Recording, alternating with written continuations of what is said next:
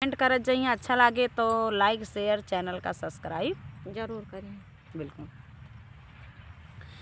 कि जब से चलल बाटे अरे ना कि कई ना दुनिया पिया कमाई गईले ना, पिया कमाए गईले ना, याही न तुनी के कारणवा पिया कमाए गईले ना, याही न तुनी के कारणवा पिया कमाए गईले ना।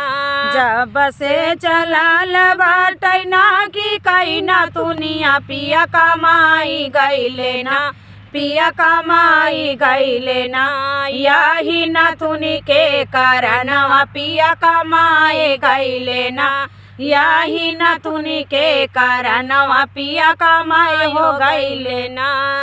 अरे चिट्ठिया न भेज पिया संदेशवा न भेज, चिट्ठिया न भेज नाही भेजले संदेशवा पिया सपनवा भइले ना, पिया सपनवा भइले ना, याही न तुनी के कारणवा पिया सपनवा भइले ना, याही न तुनी के कारणवा पिया सपनवा भइले ना।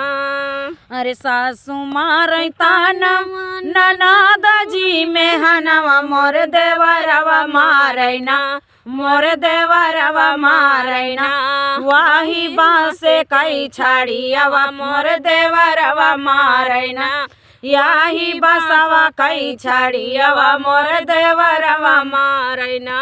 पैया तोहरे लागऊ मैला हुरी नदिया तानी लिखियो दे तू ना, तानी लिखियो दे तू ना, हमरे पियावा खातिर चिट्ठिया तानी लिखियो दे तू ना, हमारे पियावा खातिर चिट्ठिया तानी लिखियो दे तू ना।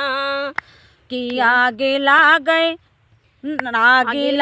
ना नदी हो ना कि कई ना दुनिया पियला उठी के औते ना, पियला उठी हो औते ना, रहते अखिया के सामनवा नहीं में हनवा साहबैना, रहते अखिया के सामनवा नहीं में हनवा साहबैना, याही न तुनी के कारणवा पिया सपनवा भइले ना, याही न तुनी के कारणवा पिया सपनवा भइले ना, याही फैशन के कारणवा पिया सपनवा भइले ना।